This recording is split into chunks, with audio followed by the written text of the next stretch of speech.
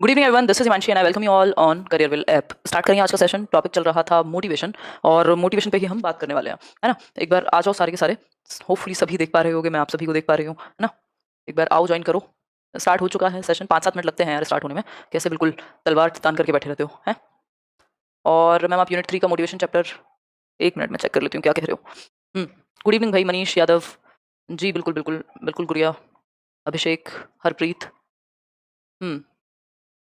Learning की अगर हम बात करें, देखो डिस्कशन कर लेते हैं एक बार, है ना। कुछ डिस्कशन कर लेते हैं। कई लोगों को बड़ी दिक्कत हुई कल के रिकॉर्डेड सेशन, जबकि आपके लिए भलाई की बात थी, बट कोई बात नहीं। मेरी कोशिश ऐसी रहेगी कि जो भी आप सेशंस ले रहे हैं कि वक्त पे आपका सिलेबस खत्म हो पाए। और D++ बैच के लिए मैं ये बात कर रही हूँ। और अगर एग्जाम जल्दी आ जाता है तो मजबूरी रहेगी, फिर कुछ रिकॉर्डेड सेशन आपको देखने ही पड़ेंगे, अगर जल्दी आता है तो ठीक। नहीं तो कोशिश रहेगी कि ये जैसे आपका मोटिवेशन से शुरू हुआ है अगर, तो वो रोटेट होकर आपका फिर लास्ट में जो है डेवलपमेंट, फिर बाकी की जो यूनिट्स है वो रोटेट होकर आपके चैप्टर आ जाएगा आपके बैच में। तो लाइव क्लासेस रहेंगी, टेंशन लेने की दिक्कत नहीं है, मतलब टेंशन लेने की जरूरत नहीं है। बट ये एक्सपेक्ट मत कीजिएगा कि बहुत जल्दी से चीज़ें चल पाएंगी फिर, क्योंकि लंबा सिलेबस है। चलिए फिर स्टार्ट करते हैं। हाँ चलिए चलिए चलिए, बहुत बढ़िया। अगर हम बात करें, नहीं एग्जाम जल्दी होने के चांसेस कमी है, बट D++ भी अनप्रेडिक्टेबल है ना। कोई इसको प्रेडिक्ट नहीं कर सकता। देखिए मोटिवेशन की यदि हम बात करें तो अभी प्रेरणा की कल बात चल रही थी, थियरीज की बात हो रही थी। इसमें हमने अब्राहम मैस्लो की बात कर ली थी और भी कुछ कुछ चीज़ों की बात की थी। अब्राहम मैस्लो की जब हम बात कर रहे थे तो हमने थोड़ी जो उनकी दोनों ही अपडेटेड और पुराने वाली जो हायरार्की है दोनों पे ही बात की थी। किसी को कोई कंफ्यूजन हो तो एक बात याद रखिएगा, ये जो 5 लेवल होते हैं ना, इनको एज इट इज याद रख लो, कोई दिक्कत नहीं है। पहला फिजियोलॉजिकल नीड्स, शारीरिक आवश्यकताएं, फिर आपकी safety needs, love and belongingness, ठीक, फिर एस्टीम नीड्स, देन आपकी ये सेल्फ एक्चुअलाइजेशन नीड्स, ठीक है। कोई दिक्कत नहीं है, इसको 5 के 5 को ऐसे ही याद रखो। बस आपको करना क्या है, ये फिट कर देना है। एस्टीम के बाद 2 और नीड आ गई, बाकी सारी ऐसी रहेंगी। शुरू के 4 ऐसे ही रहेंगे। यदि पुराने वाली पूछता है आपसे तो शुरू के 4 बिल्कुल सेम है, बस ये एस्थेटिक और कॉग्निटिव नीड्स बीच में आ जाएंगी, और जो टॉप लेवल है वो एज इट इज रहेगा जो कि पहले था, ठीक। तो इसको लेकर के परेशान होने की कोई जरूरत नहीं है। क्लियर है बात, आगे बढ़े जी। बिल्कुल फर्स्ट टॉपिक है प्राची D++ में। बाकी बैचेस की अगर बात करें तो जून एंड होते होते मेरे ख्याल में सिलेबस भी एंड हो जाना चाहिए। एक्सट्रीम केस में जो पेडागोजी स्पेशल बैचेस हैं वहाँ जुलाई तक भी जा सकता है। जो अभी लेटेस्ट पेडागोजी स्पेशल 2 है उसमें तो टाइम लगेगा ऑब्वियसली, ठीक। चलिए फिर अगर हम बात करें, ये सारी बातें हम कर चुके हैं। कल अगर आप देखेंगे सेशन तो आपको समझ भी आ जाएगा, कोई दिक्कत इस बात को समझने में आपको नहीं होगी, ठीक है। बात कोई भी दिक्कत नहीं होनी चाहिए। हाँ बिल्कुल ठीक है सरस्वती, बात बिल्कुल ठीक है, ठीक है। देखिए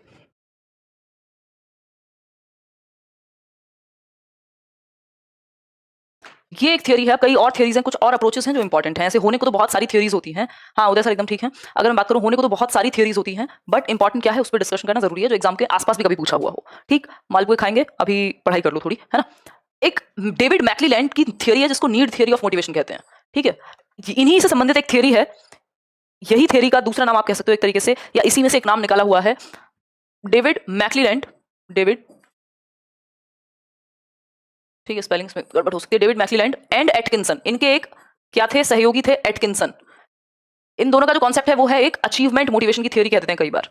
अचीवमेंट मोटिवेशन का कॉन्सेप्ट किसने दिया, अचीवमेंट मोटिवेशन का जो कॉन्सेप्ट है वो किसने दिया, यानी उपलब्धि, उपलब्धि अभिप्रेरणा, उपलब्धि अभिप्रेरणा। उपलब्धि अभिप्रेरणा है क्या भाई, आपको कुछ अचीव करना है, उस चीज के लिए आप मोटिवेटेड हैं। आपको पहाड़ चढ़ना है, इस बात के लिए आप मोटिवेटेड हैं। आपको कुछ मतलब आपको सिर्फ नौकरी नहीं चाहिए, आपको टॉप करना है। आपको इतना जान लेना है कि आप उस पर किसी को पढ़ा भी पाए, बता भी पाए, मतलब आपको कुछ अचीव करना है। आपको कोई मतलब अचीवमेंट के लिए, उपलब्धि आपको प्राप्त करनी है, उस चीज के लिए आप मोटिवेटेड हैं। ये क्या है, ये अब इसमें अचीव करने में आपका सम्मान हो सकता है, आपका कोई सर्टिफिकेट हो सकता है, आपका कोई मनी रिलेटेड चीजें हो सकती है, कुछ भी। बेसिकली इसमें बात क्या है कि जब तक तोड़ेंगे नहीं तब तक छोड़ेंगे नहीं, ठीक है। अचीवमेंट मोटिवेशन इज जब तक तोड़ेंगे नहीं तब तक छोड़ेंगे नहीं। जो मांझी वाला डायलॉग है कि अचीव किए बिना नहीं छोड़ेंगे। जो भी अचीव करना है, जब तक अचीव नहीं होगा तब तक उस पर लगे रहेंगे, परसिस्टेंट रहेंगे, अचीव करने के बाद ही दम लेंगे, ठीक है। बात ये बात किसकी हुई, हमारी अचीवमेंट मोटिवेशन की हुई। ये कॉन्सेप्ट किसने दिया, ये कॉन्सेप्ट दिया डेविड मैक्लीलैंड एंड एटकिंसन ने, ठीक है। नहीं होगा मोनू, क्लियर है बात। तो हम कह सकते हैं, आई कैन अंडरस्टैंड हामिदा, कि डेविड मैक्लीलैंड एंड एटकिंसन ने कॉन्सेप्ट दिया अचीवमेंट मोटिवेशन का। क्लियर है बात। हाँ गवर्नमेंट जॉब क्रैक होना करना हो सकता है, और भी तरीके का कोई भी आपका अपना एक अचीवमेंट का गोल जो भी आपने सेट किया हो अपने लिए वो हो सकता है, ठीक। आगे बढ़ेंगे। अब इनकी जो कंप्लीट थ्योरी है डेविड मैक्लीलैंड की, नीड थ्योरी ऑफ मोटिवेशन इसको कह देते हैं। देखो जो हमने मैस्लो की पढ़ी थी वो थी hierarchy of needs, hierarchy of needs यानी आवश्यकताओं का पदानुक्रमण, पदानुक्रमिक सिद्धांत। ये पदानुक्रमिक नहीं है, ठीक। क्या है, ये पदानुक्रमिक नहीं है, ये नीड थ्योरी है, जिसमें 3 प्रकार की नीड्स की बात हुई है कि 3 प्रकार की आवश्यकताएं होती हैं जिनके बेसिस पे एक ह्यूमन बीइंग मोटिवेटेड फील कर सकता है। ये सेकंड लेक्चर है D++ PRT का, ठीक। अगर हम बात करें तो 3 प्रकार की आवश्यकताओं के कारण एक ह्यूमन बीइंग क्या हो सकता है, मोटिवेटेड फील कर सकता है, ठीक है। बात इतनी बात सभी को क्लियर है जी। तीन प्रकार की नीड कौन सी है मैक्लेलैंड की थियरी में? नीड फॉर अचीवमेंट, जिसकी हम अभी बात कर रहे थे, अचीवमेंट मोटिवेशन। इस अचीवमेंट मोटिवेशन पे नीड फॉर अचीवमेंट पे एटकिंसन और इनका मैक्लेलैंड दोनों का काम है। ठीक, तो हम कह सकते हैं यहां कि need for achievement. Recorded classes अब आपकी नहीं डलेंगी, सारी क्लासेस लाइव चलेंगी, टाइम लगेगा क्योंकि कुछ लोगों को बहुत समस्या है रिकॉर्डेड पढ़ने में। तो वैसे तो आपके लिए बेहतरी की बात थी, है ना, क्योंकि वो पुरानी क्लासेस नहीं है, मुश्किल से 1-2 महीने पुराने सेशंस थे, बट कोई बात नहीं, है ना, आज यूट्यूब पे होगा सेशन। देखिए, नीड फॉर अचीवमेंट यानी उपलब्धि की आवश्यकता, उपलब्धि की आवश्यकता, उपलब्धि की आवश्यकता या उपलब्धि आवश्यकता, ये हुई पहली नीड कि भाई आपको कोई उपलब्धि पानी है, कोई पद पाना है या कुछ भी एक कोई चीज आपको अचीव करनी है समाज में, दुनिया में, अपने लिए, व्हाटएवर इट इज, आपको कुछ अचीव करना है। जब तक आप अचीव नहीं करेंगे तब तक आप छोड़ेंगे नहीं। ठीक, लव एंड बिलोंगिंगनेस में जरूरी नहीं है कि आपका जो फिजिकल रिलेशन है, जो सेक्स है, उसको आप लव एंड बिलोंगिंगनेस में रखें। ठीक है, वो कहीं से बिलोंग करने वाली नीड है, वो आपकी फैमिली हो सकती है, वो आपके दोस्त हो सकते हैं, वो आपका वर्क का ग्रुप हो सकता है ना। तो फिजियोलॉजिकल नीड्स में ही जो सेक्स वाली नीड है उसको डाला गया है। ठीक है, कि वो सिर्फ हमारी बायोलॉजी से संबंधित है, जरूरी नहीं हम उससे बिलोंग फील कर पाए। ठीक, तो हम कह सकते हैं उपलब्धि की आवश्यकता यानी need for achievement, need for achievement. बिल्कुल बिल्कुल, मैं इग्नोर करके चलूंगी जो भी एक्स्ट्रा कमेंट्स हैं, आज से बिल्कुल लिख लीजिए इस बात को। बिल्कुल एक्सपेक्ट मत कीजिएगा कि आपके हर कमेंट का जवाब दिया जाएगा, क्योंकि उससे क्लास में होता है डिस्टर्बेंस, हम यहाँ बातें करने नहीं आते हैं। ठीक है, चलिए, तो नीड फॉर अचीवमेंट यानी उपलब्धि की आवश्यकता। नीड फॉर पावर यानी सत्ता की आवश्यकता, सत्ता की आवश्यकता। भाई इनमें से कोई एक चीज तो आपको मोटिवेट कर रही होगी ना। हो सकता है किसी को अचीव करना हो कि भाई मुझे तो सरकारी नौकरी लेनी है, बस लेनी है, या मुझे तो अपने आप को परफेक्शनिस्ट बनाना है, कुछ बेहतर लर्निंग करनी है, मास्टर बनाना है। हो सकता है नीड फॉर अचीवमेंट में हो। नीड फॉर पावर क्या हो सकती है? आपको आईएएस इसलिए बनना है क्योंकि आपको सत्ता मिलेगी, आप 4 लोगों को हड़का पाएंगे। किसी को पुलिस की नौकरी इसलिए लेनी है क्योंकि बेल्ट है, 4 लोगों को धमका सकते हैं, है ना। तो वो पावर की हमारे अंदर सत्ता की कि मेरी चलनी चाहिए। कई लोगों का होता है घर में, वो डोमिनेटिंग होते हैं बहुत, घर में ही, अपने फैमिलीज में ही, स्पेशली पैट्रियार्की ने मेल मेंबर्स को इस तरीके का बना दिया है कि उनकी क्रेविंग है पावर की, सभी की नहीं बट कह सकते हैं। ठीक, तो अंजलि बहुत बढ़िया। नीड फॉर पावर यानी सत्ता की आवश्यकता, पावर फील करने की आवश्यकता। हो सकता है इसलिए आप मोटिवेटेड हो, इसलिए आप मेहनत कर रहे हो कोई कुछ अचीव करने की। तीसरी एक तरह की नीड हो सकती है नीड फॉर एफिलिएशन यानी संबंधों की आवश्यकता।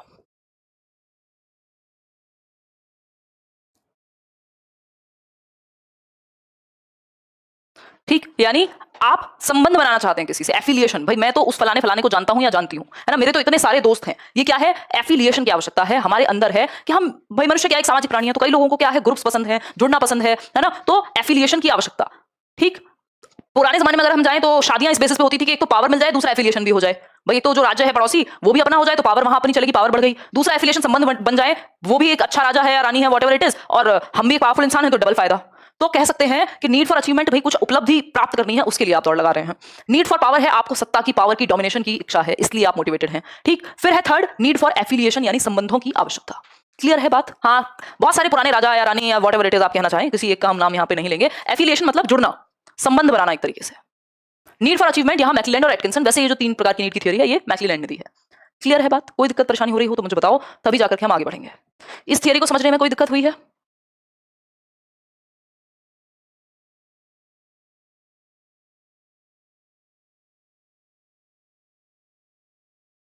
दीपक, कोई कोई संबंध नहीं है, जो रिकॉर्डेड लेसन है, अगर आपने रिकॉर्डेड नहीं भी देखे और आप यहां से शुरुआत कर रहे हैं, कोई दिक्कत नहीं होगी आपको समझने में कुछ भी।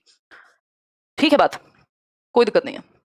बिल्कुल, बच्चे के लिए भी सेम है। भाई नीड फॉर अचीवमेंट, उसको कुछ अचीव करना है, मान लो फर्स्ट ग्रेड लाना है ना, या उसको साइंटिस्ट बनना है, इसलिए वो अचीव करना चाहता है कुछ, उसके लिए पढ़ाई कर रहा है ना। स्पोर्ट्स में उसको बिल्कुल सचिन जैसा बनना है, नीड फॉर अचीवमेंट है। नीड फॉर पावर हो सकती है मॉनिटर बनना है, या 4 बच्चों को अपनी गली में डराना है इसलिए फर्स्ट आना है ना। अपने घर में बाकी बच्चों पे धौंस जमानी है कि भाई मेरे जो बहन भाई हैं, देखो मेरी पावर है घर में, क्यों? क्योंकि मैं फर्स्ट आता हूँ या आती हूँ। ऐसा आपने देखा भी होगा, माँ बाप भी ज्यादा इंपॉर्टेंस देते हैं। ये क्या है? नीड फॉर पावर हो गई। नीड फॉर एफिलिएशन क्या है? आप कह रहे हैं कि मैं पॉपुलर हो जाऊं पूरे स्कूल में, देखो अगर मैं फर्स्ट आऊंगा या स्पोर्ट्स में मैं फर्स्ट आऊं तो मेरी सब जानने लगेंगे मुझे, सारे टीचर्स का मैं फेवरेट हो जाऊंगा। ये क्या है? एफिलिएशन है। ठीक, तो ये बच्चे के संबंध में हो गया एग्जाम्पल। क्लियर है बात? आगे बढ़ेंगे। अब ओरिएंटेशन होती है यानी उन्मुखीकरण, कि भाई आपका, आप मोटिवेशन का, आपका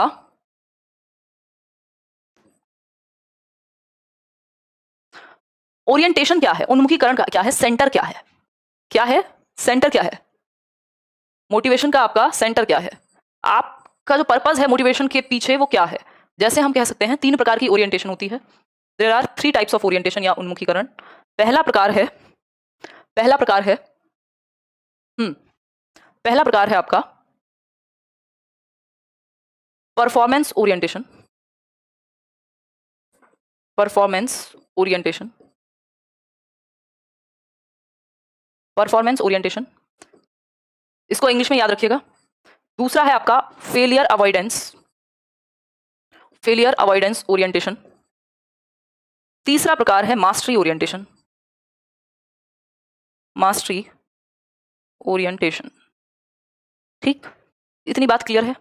कोई दिक्कत हो रही है यहाँ तक की बात समझने में? मेरे ख्याल में तो नहीं ही होनी चाहिए, है ना? जी हाँ, ये ओरिएंटेशन है, ये सेंटर है कि पर्पस क्या है मोटिवेशन का, मोटिवेशन आ कहाँ से रही है आखिर। तो मोटिवेशन हो सकता है आपकी परफॉर्मेंस ओरिएंटेशन हो सकता है फेलियर को अवॉइड करना चाह रहे हो सकता है मास्टरी ओरिएंटेशन हो। मतलब क्या है इनका? मतलब क्या है? सेकंड लिखा हुआ है फेलियर अवॉइडेंस, यानी फेल होने को, असफल होने के बचाव के लिए आप मोटिवेटेड हैं। ठीक है वंशिका? अगर मैं बात करूं परफॉर्मेंस ओरिएंटेशन की, तो यहाँ पे सीधा मतलब ये है कि आप करना चाहते हैं परफॉर्म, आप दूसरों की नजर में हीरो बनना चाहते हैं, फर्स्ट आना चाहते हैं, है ना? आप क्या चाहते हैं? आप इसलिए पढ़ रहे हैं, इसलिए मोटिवेटेड हैं ताकि आप परफॉर्मेंस कर सकें, आप फर्स्ट आ सकें। आप सीखने के लिए नहीं पढ़ रहे, आप पढ़ रहे हैं कि मैं फर्स्ट आऊं, सबसे ऊपर मैं हो जाऊं, है ना? सबको आउट परफॉर्म कर दूं, मैं सबसे ऊपर, मैं फर्स्ट, मैं बेस्ट, मैं, इसलिए आप पढ़ाई कर रहे हैं। एक बच्चा जो फर्स्ट आने के लिए पढ़ाई कर रहा है वो क्या है? परफॉर्मेंस ओरिएंटेशन है। ठीक, फेलियर अवॉइडेंस की यदि हम बात करें तो फेलियर अवॉइडेंस क्या है? आप फेलियर से, असफलता से बचना चाहते हैं, इसलिए आप पढ़ाई कर रहे हैं कि भाई 33% आ जाएं। अगर 33% नहीं आए ना, बहुत ही जूते पड़ेंगे घर में। ये क्या है? डर के मारे कर रहे हैं आप फेलियर वाले में, आउट ऑफ फियर आप कर रहे हैं कि आप क्या है, फेलियर को अवॉइड करना चाहते हैं कि भाई किसी तरह से 33% तो आ जाए, बस फेल ना हो घर में। ठीक, तो ये हुआ फेलियर अवॉइडेंस। नहीं, ये अलग है, ये मैक्लेलैंड से रिलेटेड नहीं। मैक्लेलैंड की थ्योरी सिर्फ इतनी ही है, वहां 3 प्रकार की नीड थी, है ना? इंसानों में 3 प्रकार की नीड होती है, पास से आप याद रख सकते हो, PAA। ठीक, पावर, आपकी need for power, need for achievement और नीड फॉर एफिलिएशन, ये 3 जो थी, ये थी मैक्लेलैंड की थ्योरीज। ठीक है बात? इतनी बात क्लियर है? बिल्कुल। अब तीसरी बात अगर हम यहाँ पर कोई कह रहा है इतना सीरियस होकर नहीं पढ़ाइएगा, अच्छा नहीं पढ़ाइए प्रीति, बिल्कुल बात सही है आपकी, धीरे धीरे ठीक हो जाएगा। एक्चुअली मेरा हेडेक है थोड़ा सा, मेरे सर में दर्द है कई दिनों से। देखो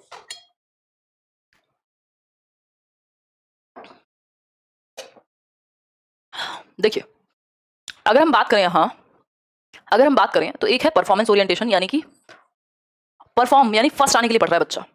कहाँ है हेडेक? पैर में, घुटने में है हेडेक ना? कमाल करते हो। देखो एक बार, सर में ही होगा हेडेक और कहाँ होगा, है? देखो एक बार, परफॉर्मेंस ओरिएंटेशन यानी फर्स्ट आने के लिए पढ़ता है बच्चा। ठीक, फर्स्ट आने के लिए पढ़ाई करता है, ये हुई परफॉर्मेंस ओरिएंटेशन। अगर हम बात करें फेलियर अवॉइडेंस की, वो बस फेल ना हो जाए इसलिए पढ़ाई करता है, आउट ऑफ फियर। तीसरी चीज है मास्टरी ओरिएंटेशन। मास्टरी ओरिएंटेशन क्या है? भाई उसको बनना है मास्टर, उसको पारंगत बनना है, उसको नॉलेज चाहिए। ये 3 इडियट का रणछोड़ दास होगा। ठीक, क्योंकि उसको मास्टरी के लिए पढ़ना है, उसको बेहतर तरीके से समझ में आ जाए चीजें, इसलिए पढ़ना है। ठीक है, उसको इसलिए पढ़ना है क्योंकि वो उस सब्जेक्ट में महारत हासिल कर सके, उसको सब कुछ आता हो, नॉलेज के लिए, क्यूरियोसिटी को शांत करने के लिए।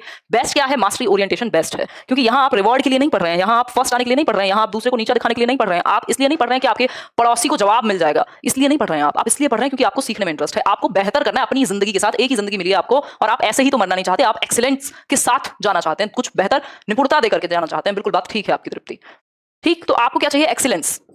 एक्सीलेंस के पीछे भाग रहे हैं तो सक्सेस अपने आप आ जाएगी। वो वाली बात यहां होगी मास्टरी ओरिएंटेशन में। परफॉर्मेंस ओरिएंटेशन में तो आप परफॉर्म करना चाहते हैं और बिल्कुल, और दूसरों को पीछे छोड़ना चाहते हैं। फेलियर अवॉइडेंस में आप बस डर के मारे खुद से पास होना चाहते हैं, है ना मीनाक्षी? फिर है मास्टरी ओरिएंटेशन जो कि बेस्ट है, हमने इसमें डिस्कशन कर लिया।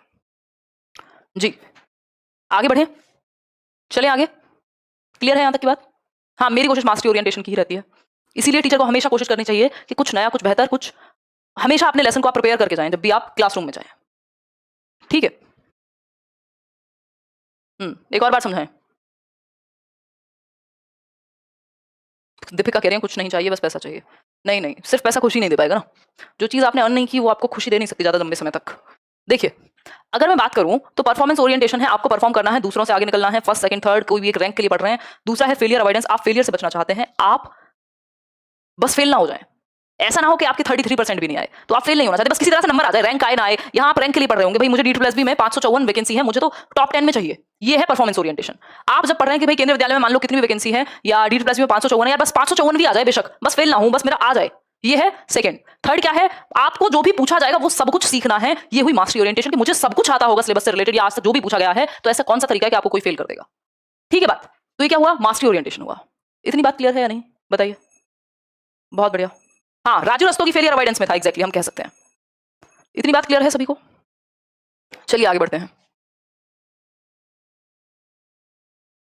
अप्रोचेस की बात कर लेते हैं अब। मोटिवेशन की कुछ अप्रोचेस हैं। क्या है? अप्रोचेस हैं। अब अप्रोचेस मतलब एक तरीके से अलग अलग स्कूल अलग अलग बात करेगा मोटिवेशन के बारे में। जैसे साइको एनालिसिस अलग बात करेगा। भाई साइको एनालिटिकल थियरी किसकी है? ये तो आप सबने यूट्यूब पे भी कभी ना कभी देखा होगा, अगर आप पहली बार भी पढ़ रहे हो। साइको एनालिटिक अप्रोच, या फिर जिसको हम कह सकते हैं मनोविश्लेषणवाद का सिद्धांत। साइको एनालिटिक या मनोविश्लेषण वादी उपागम कह लीजिए आप इसको। सिगमंड फ्रॉइड सबको याद आ रहे हैं, बिल्कुल सही बात है, एकदम सही याद आ रहे हैं आपको सिगमंड फ्रॉइड, इस बात में कोई भी दोहराया नहीं है कि सिगमंड फ्रॉइड ने इसकी बात की है। शांति से पढ़ते जाइए, कोई आपका पेडागोजी सेक्शन रोक नहीं सकता, लिख के ले लीजिए कहीं। अगर आप अपने लेवल पे मेहनत करने को तैयार हैं और जो भी होगा यहाँ पे जितनी भी शीट मिलेंगी जो भी होगा उनको भी प्रैक्टिस करने के लिए तैयार हैं। अगर नोट्स अलग से नहीं पढ़ पा रहे हैं तो हाथ से बना लीजिए। मैं तो उतना भी कह रही हूँ, जरूरी नहीं है कि आपको जो नोट्स दिए जा रहे हैं उनको आप एक एक लाइन पढ़ते रहेंगे, बट जितना यहाँ सेशंस में हुआ है उतना आपको आना चाहिए। और एक्स्ट्रा में तो कितना भी पढ़ लो कोई अंत नहीं होता है ना, वो भी पढ़ सकते हो, बट इसके साथ अगर आप प्रैक्टिस कर लोगे इनफ तो बेस्ट रहेगी। ठीक है, चलें आगे। चलिए, बहुत बढ़िया जी। नहीं, अगर नोट्स बना रहे जरूरी नहीं आपको पीडीएफ देखना। अगर हम बात करें तो सिगमंड फ्रॉइड कह रहे हैं कि आपकी जो मोटिवेशन है ना, जो ड्राइव है किसी भी काम को करने की, वो आ रही है आपके अचेतन मन से। कहां से? अचेतन मन से, अनकॉन्शियस माइंड से। वो जो दमित इच्छाएं हैं ना आपके इड में, अनकॉन्शियस माइंड से, या जो इड में आपकी डिजायर्स हैं जिनको आपने दबा दिया है, दमित इच्छाएं हैं, वो आपको ड्राइव कर रही हैं। दमित इच्छाएं, वो जो लिबिडो है जिसको सेक्सुअल अर्ज का नाम दिया है सिगमंड फ्रॉइड ने, वो मोटिवेट करती हैं, आपके हर एक एक्शन में इन्वॉल्व हैं। कौन? आपकी दमित इच्छाएं। बिल्कुल ठीक। अगर हम बात करें, देखो एक टॉपिक अगर एक बार में लगे कि कम समझ में आया, समझ तो आ गया बट दिमाग में टिक नहीं रहा, उसको 4 बार देखो, उससे उसके बारे में और एक्स्ट्रा पढ़ लो, है ना, इतना पढ़ लो उसके बारे में कि कंफ्यूजन खत्म हो जाए। भाई कंफ्यूजन दो ही केसेस में, या तो आपको बहुत कम पता है या तो आपको बहुत ज्यादा पता है। ठीक ठीक है, तो जितना प्रैक्टिस हो सके, क्योंकि एक एक बार में नहीं टिकेंगी अगर पहली बार पढ़ रहे हो तो। ठीक, अगर मैं बात करूं तो पहली अप्रोच की हम बात करें किसकी? साइको एनालिटिक अप्रोच या मनोविश्लेषणवादी उपागम। सिगमंड फ्रॉइड जो कि इसके जनक हैं, वो कहते हैं कि जो हमारी मोटिवेशन का कारण है वो क्या है? अनकॉन्शियस माइंड है, इड है, जो हमारी दमित इच्छाएं हैं वो हैं। और इन्होंने 2 तरह की चीजें बताई हैं इसमें भी इन्होंने 2 तरह की चीजें बताई हैं। 2 तरह की एनर्जी वर्क करती है आपको मोटिवेट और डिमोटिवेट करने में एक तरीके से। क्या है? एक है थैनेटॉस, थैनेटॉस, इसको इंग्लिश में, हिंदी में भी यही लिखिएगा, और इरोस। ठीक, इरोस क्या है? आपका लाइफ इंस्टिंक्ट है। 2 इंस्टिंक्ट हैं जो काम कर रहे हैं। लाइफ इंस्टिंक्ट है, भाई आप जीना चाहते हैं, आप खुश रहना चाहते हैं, आप शादी करना चाहते हैं, परिवार बसाना चाहते हैं, लोगों के लिए कुछ अच्छा करना चाहते हैं, एंजॉय करना चाहते हैं, ये सब क्या है? इरोस में है। ठीक, कि आपकी जीने की इच्छा। ठीक, दूसरा है थैनेटॉस, इसमें आपकी डेथ इंस्टिंक्ट है जो आपको नेगेटिविटी की तरफ धकेलते हैं। तो आप, अब कोई है जो जोकर जैसा व्यक्ति है, जोकर आपने वो कौन सी मूवी में, पता नहीं नाम क्या है उसका, मैंने खुद नहीं देखी आज तक, बट हाँ वो मुझे पता है कि उसका सार पता है, कुछ कुछ चीजें पढ़ी हैं उसके बारे में, कि वो जो, या विलेन देखते हैं आप किसी मूवी में, तो वो क्या है? उसको इंस्पायर कर रही है या मोटिवेट कर रही है उसकी डेथ इंस्टिंक्ट्स। ठीक, उसकी डेथ इंस्टिंक्ट्स उसको क्या कर रही है? मोटिवेट कर रही है। वहीं लाइफ इंस्टिंक्ट क्या है? सुपरमैन, भाई बचाना चाहता है लोगों का जीवन। ठीक, तो थैनेटॉस है डेथ इंस्टिंक्ट्स, चाहे वो लोग का गलत आदतों में पड़ना हो, चाहे वो फ्रस्ट्रेशन हो, एंग्जाइटी हो, गुस्सा हो, ये सब डेथ इंस्टिंक्ट से आ रहे हैं। और लाइफ इंस्टिंक्ट से जो आपकी खुशी है, आपका प्रोक्रिएशन है, आपका जितनी भी चीजें जो आपको लाइफ की तरफ लेकर के जा रही हैं। अनकॉन्शियस माइंड वो हिस्सा है आपके दिमाग का, दिमाग के 3 हिस्से बताए हैं किसने? सिगमंड फ्रॉइड ने, जिसमें अनकॉन्शियस माइंड, अचेतन मन, वो हिस्सा है आपके दिमाग का जिस तक आप एक्सेस नहीं कर सकते। वो क्या है? आपके अंदर कहीं पड़ा हुआ है, आप उसको डायरेक्ट नहीं एक्सेस कर सकते। ठीक, तो इसको बेसिकली आइसबर्ग यानी एक बर्फ की चट्टान की श्रेणी में डाला है कि जिसका बहुत बड़ा हिस्सा पता ही नहीं है, हमारे अनकॉन्शियस में पड़ा होता है। आपको पता नहीं है कि आप मोटिवेटेड हैं किसी एक चीज की तरफ, क्यों है? मे बी आपके अनकॉन्शियस से वो चीज आ रही हो। ठीक, आइसबर्ग की इन्होंने तुलना की थी, बिल्कुल। तो ये 2 चीजें हो सकती हैं इससे जुड़ी हुई। यहां पर अगर हम बात करें साइको एनालिटिक अप्रोच में, तो जो मोटिवेशन है मनोविश्लेषणवाद में, जो साइको एनालिटिक अप्रोच है, साइको एनालिटिक अप्रोच के अंदर अगर हम बात करें तो जो मोटिवेशन है वो क्या हुई? इंटरनल हुई। लोकस ऑफ कंट्रोल इंटरनल है, आंतरिक है, क्योंकि आपका अनकॉन्शियस बाहर तो है नहीं, अनकॉन्शियस तो अंदर है, मन के भीतर है, जो हिप्नोटिज्म से या फिर वो लाई डिटेक्टर टेस्ट नहीं करते थे लोग, वो वहां से निकलवा रहे हैं। ठीक, तो इंटरनल है। यहाँ जो ये अप्रोच है आपकी साइको एनालिटिकल यानी मनोविश्लेषणवाद की, वो जो इसके अंदर आपकी जो अप्रोच है, जो मोटिवेशन का सेंटर है, वो क्या है? वो इंटरनल है, वो आंतरिक है। चाहे वो आपकी दमित इच्छाएं हो, चाहे वो आपकी लाइफ इंस्टिंक्ट हो, चाहे वो आपका डेथ इंस्टिंक्ट हो, तो यहाँ इंटरनल है। हाँ, क्लियर है बात? भावना कह रही है, आप सुनते ही नहीं हो। बहुत बढ़िया प्रिया, आगे बढ़े। भाई साइको एनालिटिकल जो थ्योरी है उसमें यह कहा गया है कि जो आपकी इंटरनल इच्छाएं, जो आंतरिक है, विप्रेरणा का जो सेंटर है वो आंतरिक है, लोकस ऑफ कंट्रोल इंटरनल है। क्यों? क्योंकि आपके सबकॉन्शियस अनकॉन्शियस में छिपी हुई है आपकी मोटिवेशन का राज। ऐसा तो नहीं ना कि बाहर कोई एक चीज रखी हुई है उससे देख के आप मोटिवेटेड हो रहे हैं। अगर बाहर हो भी रहे हैं तो रीजन आपके अंदर है कहीं ना कहीं। ठीक, दूसरी एक चीज है, जो दूसरी आपकी अप्रोच है, दैट इज बिहेवियरिस्टिक अप्रोच यानी व्यवहारवादी उपागम। बिहेवियरिस्टिक अप्रोच, ये क्या है? व्यवहारवादी उपागम है। यहां मोटिवेशन बाहरी है, यहां आप रिवॉर्ड के लिए, आप इंसेंटिव के लिए, आप सैलरी के लिए, इन सब चीजों के लिए पढ़ रहे हैं। रिवॉर्ड, प्रशंसा हो सकती है, प्रेज, इंसेंटिव, ठीक, मनी, ठीक, एक्सटर्नल चीजों के लिए। तो यहां जो आपका सेंटर ऑफ मोटिवेशन है वो क्या है स्नेहा, क्या है वो? एक्सटर्नल है, बाहर है, एक्सटर्नल है, बाहर है। जिनको कॉन्शियस और सबकॉन्शियस और अनकॉन्शियस समझ नहीं आ रहा, आपके बैच में अगर नहीं हुआ तो वेट कर लेना, अभी बस लिख लो, ये चीज आएगी, आपस में जुड़े हुए होते हैं कुछ कॉन्सेप्ट्स। ठीक, इस व्यवहारवादी उपागम से आपके स्किनर, पैवलव, थॉर्नडाइक, ये सारे लोग जुड़े हुए हैं। ठीक है बात? कोमल सिंह ऑनलाइन क्लासेस, बताइए क्या बात है, आगे बढ़े।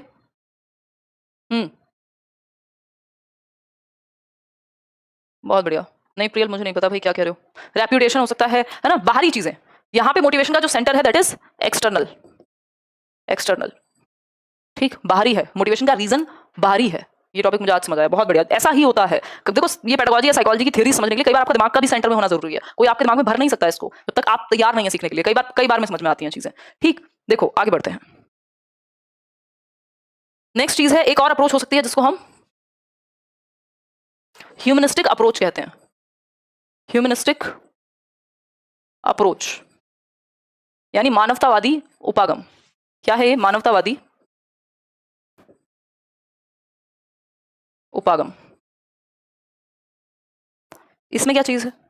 आपको अब्राहम मैस्लो का नाम याद आ रहा होगा, उनको जनक भी कहा जाता है, स्पिरिचुअल फादर कहते हैं उनको, वैसे कार्ल रॉजर साइंस के जनक अब्राहम मैस्लो, जिनकी ये जो हायरार्की हमने नीड की अभी पढ़ी है जिसमें कई लेवल्स थे।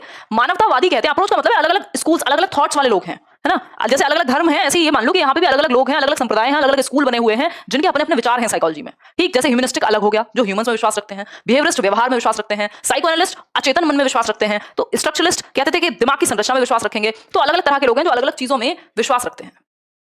ठीक, अगर हम बात करें अब्राहम मैस्लो की, तो अब्राहम मैस्लो कह रहे हैं कि इंसान जो है ना, या ह्यूमनिस्ट जो है, मानवतावादी जो है, वो कहते हैं मानव बाय नेचर अच्छा है, वो अच्छा ही करना चाहता है। ठीक, तो उसका जो मोटिवेशन का स्तर है वो ऑटोमेटिकली इंटरनल है, यहां आंतरिक है। जो मोटिवेशन का सेंटर है वो आंतरिक है। इंसान सेल्फ फुलफिलमेंट के लिए मोटिवेशन आती है उसके अंदर। सेल्फ फुलफिलमेंट होता है कि खुद को खुश रख पाए, बेहतर कर पाए लाइफ में, इस तरह की चीजें। ठीक, इसके अलावा अगर हम बात करें तो सेल्फ एस्टीम, भाई उसको क्या चाहिए? इज्जत चाहिए, है ना, या फिर लव, बिलोंगिंगनेस, ये सारी नीड्स की जो हमने बात की थी, वो रीजन है यहां मोटिवेशन का। ठीक, इसने समझ में आ गई इतनी बात? क्लियर है बात? क्या हुआ इशरत, क्यों रो रहे हो भाई? जैसे जैसे पेपर आता है कई लोग वैसे परेशान हो जाते हैं, क्योंकि वो ऑब्वियस है कि जब आपको लगता है कि यार चीजें समझ नहीं आ रही, तो टाइम लेती है ना चीजें, तो तभी तो आपको पहले से पढ़ने की जरूरत होती है। अभी तो क्या टाइम है, इतने भी परेशान मत हो। अच्छा चल। हम्म,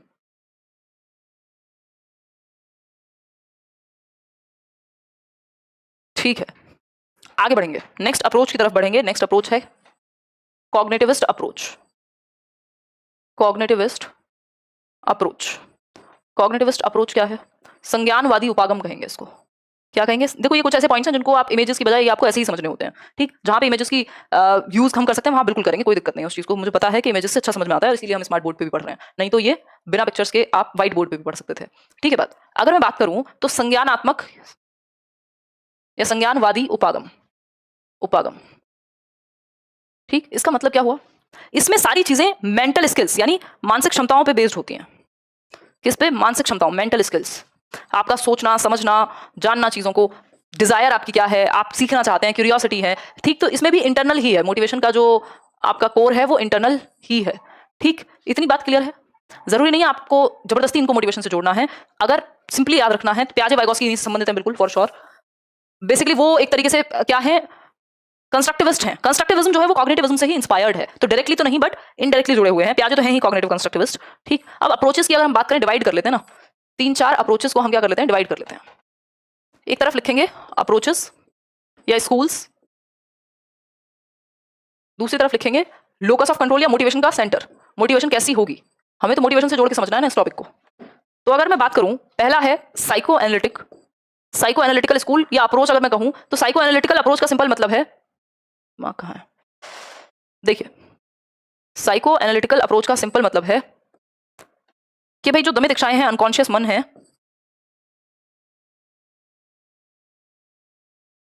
ठीक, तो अंदर हो गई, मतलब मन के अंदर की बात हो गई। मोटिवेशन कहाँ है? इंटरनल है, जो आपका सेंटर है। दूसरी एक चीज हो गई बिहेवियरिस्टिक, व्यवहारवादी, जिससे थॉर्नडाइक, पावलोव ये सब है। ये कहाँ है? इसमें एक्सटर्नल है, बाहर, रिवॉर्ड हुआ, पनिशमेंट हुआ, इन सब के लिए मोटिवेटेड हैं आप।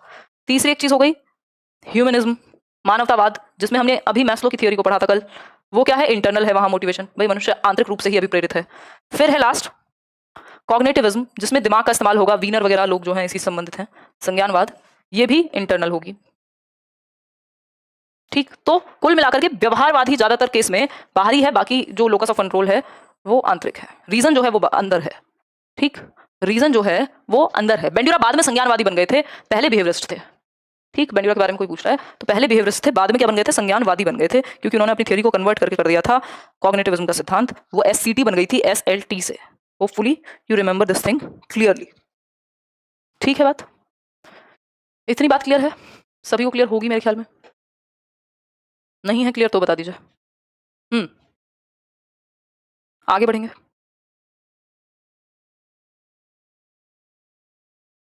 चले आगे।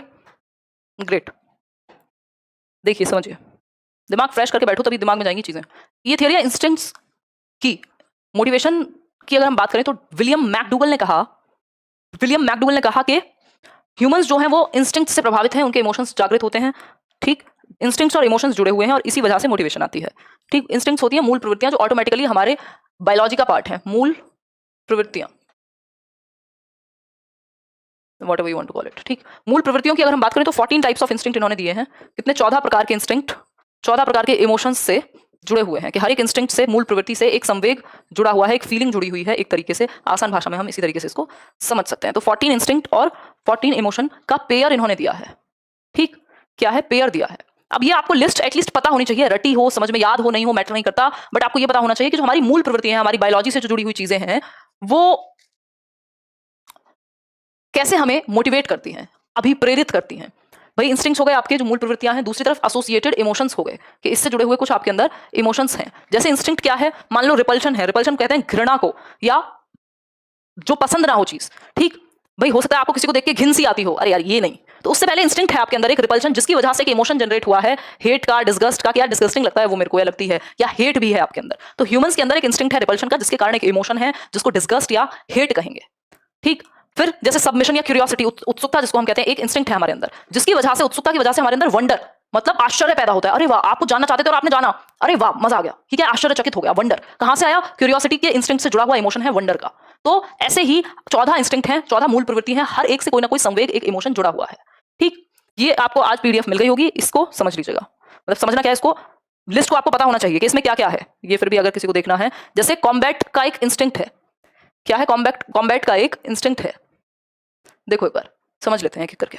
कॉम्बैट का एक इंस्टिंक्ट है आपके अंदर, यानी लड़ना एक तरीके से, जिससे क्या आता है, एंगर आता है। अगर कॉम्बैट यानी मान लीजिए सीमा पे कोई जवान खड़ा हुआ है, यानी कि जो हमारे देश की सीमाएं हैं, जो हमारी अलग अलग जगह पर फोर्सेस हैं, वो अपना ड्यूटी पे हैं, और उनके अंदर अगर कॉम्बैट की, वो लड़ने की वो इंस्टिंक्ट ही ना हो, तो खुद को बचाएंगे कैसे, वहां तो एंगर की जरूरत है ना।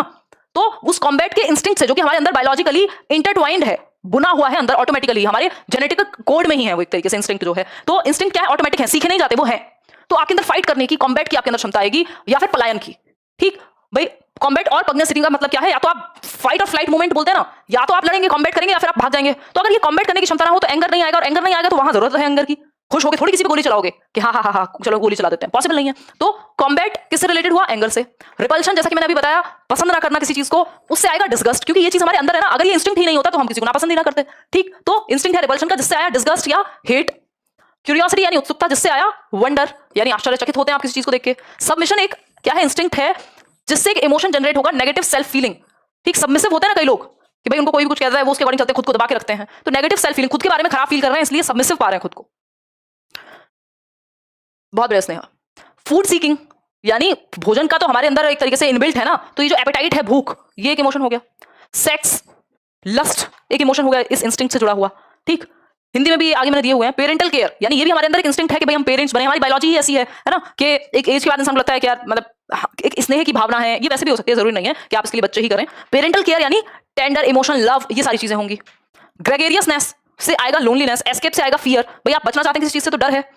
इसी तरह से बाकी लाफ्टर से अम्यूजमेंट, ये अगर आप देखना चाहें तो हिंदी में भी ये लिखे हुए हैं, ये पीडीएफ आपको हेल्प करेगी। देखिए, देख पा रहे हो? हम्म,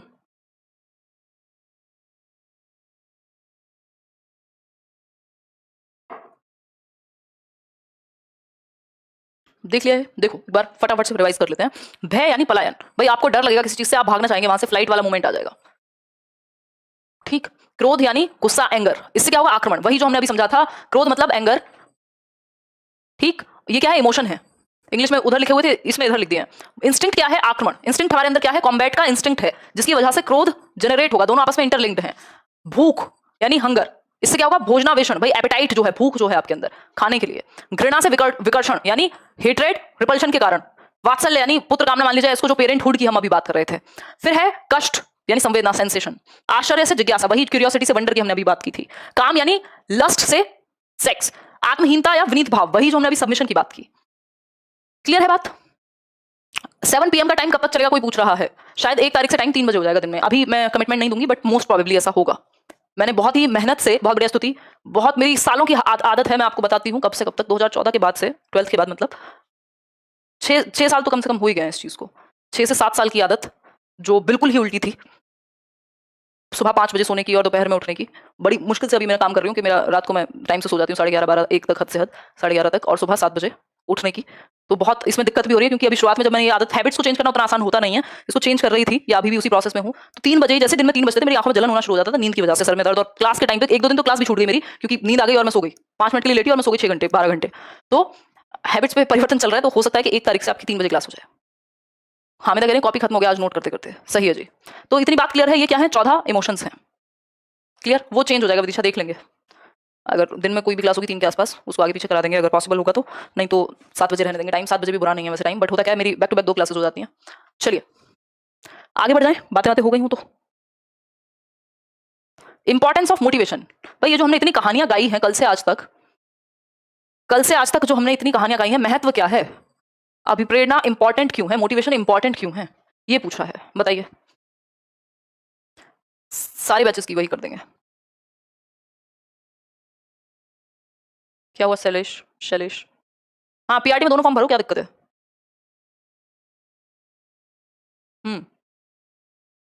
बिल्कुल होगा। अभिषेका, अगर मेहनत करोगे तो कौन सी एक ऐसी चीज है जो नहीं होगी सही दिशा में मेहनत करने पे? एग्जैक्टली चेतना। चलिए, कोई कह रहा है हम मोटिवेटेड रहेंगे तो गोल अचीव कर पाएंगे, बिल्कुल सही बात है। ये तो आप खुद भी सोच सकते हो, है ना? बताएंगे जैसे भी होगा, टाइमिंग यही रखेंगे अभी के लिए, 1 तारीख के बाद बताएंगे अगर टाइम चेंज होगा तो। अभी फोकस पढ़ाई पे कर लो। कंट्रोलिंग बिहेवियर, या बिहेवियर कंट्रोल करने में, व्यवहार को नियंत्रित करने में क्या है? सहायक है। कौन? मोटिवेशन। व्यवहार नियंत्रण में सहायक है। कैसे? भाई एक व्यक्ति है जो आज से पहले मोटिवेटेड ही नहीं था कि पता नहीं कब वैकेंसी आएंगी, कब क्या होगा, किताब उठा के नहीं देखता था, कभी देख ली कभी नहीं, कभी यूट्यूब पे कोई वीडियो देख ली कभी नहीं देखी, है ना, और कोई मोटिवेशन नहीं है। अचानक से वैकेंसी आई, वो मोटिवेटेड हो गया या हो गई। उसने कहा कि यार अब तो जागना पड़ेगा, नहीं तो नौकरी गई हाथ से, पता नहीं दूसरा चांस मिलेगा भी या नहीं मिलेगा।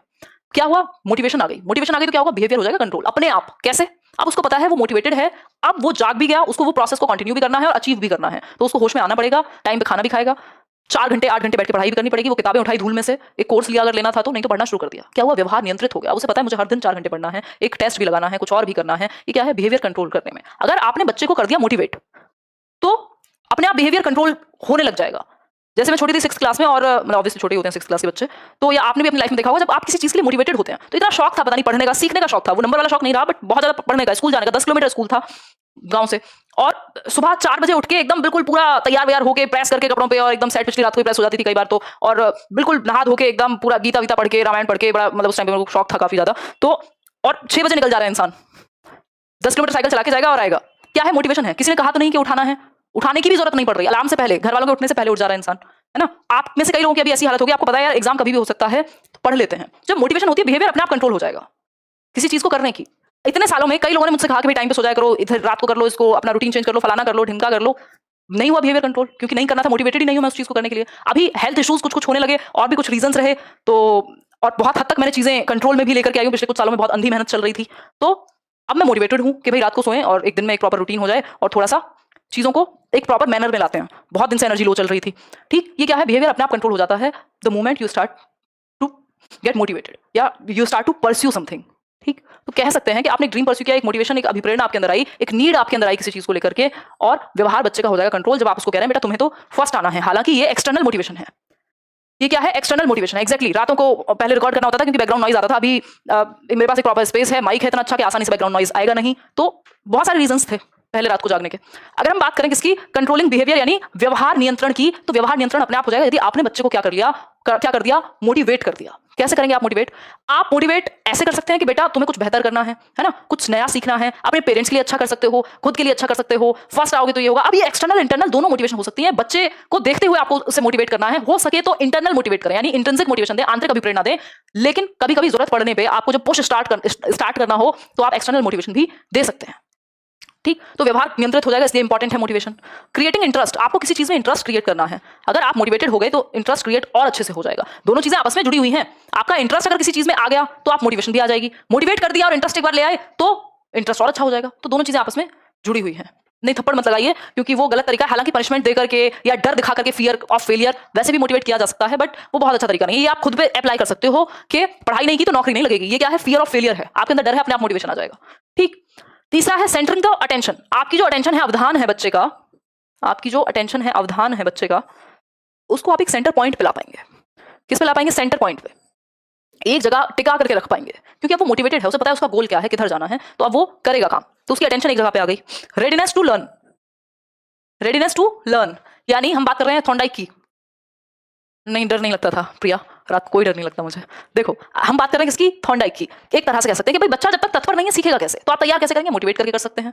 ठीक, रिवॉर्ड दिखा करके कर सकते हैं जिस भी सेंस में। तो रेडीनेस टू लर्न कहते थे ना कई बार माँ बाप ही कि साइकिल दिला दूंगा या दिला दूंगी, आजकल तो फोन या कंप्यूटर दिला दूंगा या दिला दूंगी। मैंने अपने भाई को भी बोला हुआ है। अब क्या कर सकते हैं, दुनिया ऐसी बन गई है कि स्किनर इज विनर, मतलब रिवॉर्ड एंड पनिशमेंट चलता है। पनिशमेंट तो खैर अवॉइड करना चाहिए, बट रिवॉर्ड तो चलता ही है अभी भी, है ना। तो उसको मैंने बोला हुआ, मैंने इस बार 90% लिया और 7th में ही है वो, तो खैर मैंने ऐसे ही बोला हुआ है, थोड़ा बहुत कर ले ध्यान। बट तो एक कैमरा तेरे को दे दूंगी मैं, तो उसको शौक भी आजकल फोटोज क्लिक करने का बहुत ज्यादा। तो ये क्या हुआ? रिवॉर्ड है कि जिससे तैयार फील कर सके, मोटिवेटेड फील कर सके बच्चा।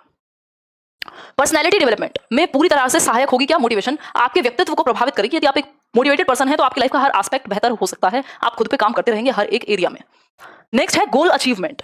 भाई आपका जो गोल है, जो भी आपने गोल निर्धारित किया है, उसको भी अचीव करने में मोटिवेशन क्या करेगी? हेल्प करेगी। ठीक, मोटिवेशन हेल्प करेगी उस गोल को अचीव करने में। क्लियर है बात? होपफुली क्लियर होगी, है ना। इतनी बात सभी को क्लियर है? किसी को दिक्कत हो रही है ये बात समझने में? बताओ एक बार, अगर हो रही है दिक्कत तो बताओ, नहीं हो रही हो तो बताओ। क्यों नहीं होगा? मैंने बिल्कुल बेस्ट टीचर्स हैं सारे के सारे, जिन्होंने अपने आप में इतने सालों से ऑफलाइन ऑनलाइन कहाँ कहाँ डिस्कशन किया है। नेक्स्ट है ways to motivate a child, यानी एक बच्चे को मोटिवेट करने के तरीके क्या क्या हो सकते हैं। करें कैसे मोटिवेट? मोटिवेट करने के तरीके क्या क्या हैं, कैसे मोटिवेट करें बच्चे को? Praising, by praising a child. भाई प्रशंसा कर दो, तुम जरा सा वो कुछ करे, अरे बहुत बढ़िया, शाबाश, और करो, धीरे धीरे बेहतर करोगे, अच्छा करोगे। आज जितना किया है कल उतना भी करोगे। आज एक थ्योरी समझ में आई है, कल दूसरी भी आएगी। ठीक है, बहुत बढ़िया मोनू। नेक्स्ट है मोटिवेशन रिलेटेड क्वेश्चंस, मैं शीट दे दूंगी और डिस्कस भी कर लेंगे। रेडनेस का मतलब होता है तत्परता, तैयार होना सीखने के लिए। फोकसिंग ऑन दी नीड यानी आवश्यकता पे। भाई आपको पता है एक बच्चा है, उसके घर में ठीक से खाना भी नहीं मिलता, आपने उसको बताया भाई अगर तुम पढ़ लोगे तो ये जो परेशानी है ना तुम्हारे घर वालों को ये देखनी नहीं पड़ेगी। ठीक, ये क्या है? आवश्यकता पे फोकस कर दिया। नीड क्यों है तुम्हें नौकरी की? अगर वो नीड क्लियर है, मोटिवेटेड हो अपने आप। ठीक, लेवल ऑफ एस्पिरेशन, सबकी आकांक्षाओं का स्तर अलग अलग है। एक इंसान है जो करोड़ों पाकर के भी शांति से नहीं बैठता, 24 घंटे में से 18 घंटे काम करता है ना। एक इंसान है जिसको रोटी भी ठीक से नहीं मिल रही, लेकिन वो मोटिवेटेड नहीं है। वो दिन भर रिक्शा, मान लीजिए सबके बारे में नहीं है बट हो सकता है, दिन भर मजदूरी करे, रिक्शा चलाए, कुछ भी करे, वो बस खुद को खाना मिल जाए और रात को वो उतना ही काम करता है जितना कि, या तो उसके नशे की कोई लत है या कुछ भी है। क्या है? एस्पिरेशन नहीं है, कुछ बड़ा करने की आग नहीं है। अगर वो नहीं होगी तो उसी लेवल का आप अचीव करोगे जैसे लेवल की आपकी एस्पिरेशन है। भाई जिसने जितना सोचा है उतना ही तो अचीव करेगा, या उससे थोड़ा बहुत कम करेगा या ज्यादा कर लेगा। ऐसा तो नहीं हो सकता ना कि आपने सोचा हो कि आप, भाई मान लीजिए किसी ने सोचा कि टीचर बनना है, मुझे टीचर बन गया, ठीक है, हो सकता है वो कुछ भी बन सकता हो, लेकिन उसने उसकी आकांक्षा, उसका एस्पिरेशन लेवल तो उतना ही था ना। तो जितना लेवल है एस्पिरेशन का, उसी हिसाब से हर एक इंडिविजुअल अलग अलग काम करेगा। एक क्लास में 100 बच्चे हैं, 100 के 100 सफल नहीं होंगे, क्योंकि सबका एस्पिरेशन का लेवल सेम नहीं हो सकता। ठीक, सबकी आकांक्षा सेम नहीं हो सकती। कुछ लोग हैं जो बहुत ज्यादा आकांक्षावादी है ना, उनकी आकांक्षाएं बहुत है, रियल होना चाहिए। एग्जैक्टली, देखो रियल बना भी लिया जाता है टाइम के बाद by using audio visual aids. आपके जो ऑडियो विजुअल एड्स हैं, इनका ज्यादा से ज्यादा इस्तेमाल भी क्या है? आप जब इंटरेस्टिंग, मैं यहाँ पे पिक्चर्स लेकर के आती हूँ कई बार, क्या है उससे इंटरेस्ट आता है। ठीक, अगर हम बात करें तो बाय क्रिएटिंग अ कॉन्ड्यूसिव, कोई कह रहा है रिवॉर्ड एंड ब्राइब को, हम ब्राइब को क्या करें? एक्सप्लेन कर दो। देखो ब्राइब तो सीधा सीधा रिश्वत है ना।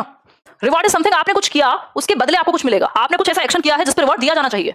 ब्राइब इज समथिंग कि आपको जो लीगल है नहीं भी है, वो बस करने के लिए कुछ दिया जा रहा है। आप हो नहीं उस चीज को, आप डिजर्व नहीं करते हो, आपने कोई ऐसा एक्शन नहीं किया है, लेकिन आपसे कुछ कराना है और वो लीगल है, इलीगल है, आप उसको डिजर्व करते हैं नहीं करते, बस आपको एक तरीके से लालच है। वो रिवॉर्ड लालच से ज्यादा कुछ और है कि आप सही दिशा में एक्शन कर पाए।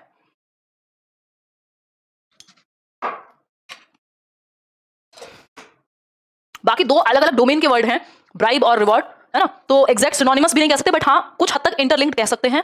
ठीक, अगर हम बात करें, नेक्स्ट है by creating a conducive environment. भाई ये विजुअल एड्स इसीलिए तो हम देख रहे हैं आजकल स्कूल्स में बहुत ही अट्रैक्टिव सेशंस होने लगे हैं। क्यों होने लगे हैं? वो जो स्मार्ट बोर्ड से लेकर के और आपका जो भी स्मार्ट क्लासेस होने लगे हैं, क्यों? क्योंकि बच्चा मोटिवेट होता है जब उसको साफ सुथरी किताबें, रंग बिरंगी किताबें आप देखते हो छोटी क्लासेस में। क्यों है? क्योंकि वो इंटरेस्ट क्रिएट हो, मोटिवेशन आए उसके अंदर। By creating a conducive environment, जो टीचर का व्यवहार है या स्कूल का जो एनवायरनमेंट है वो इतना अच्छा और सुखद हो कि उसका मन करे कि मैं स्कूल जाऊं, घर में ना बैठूं।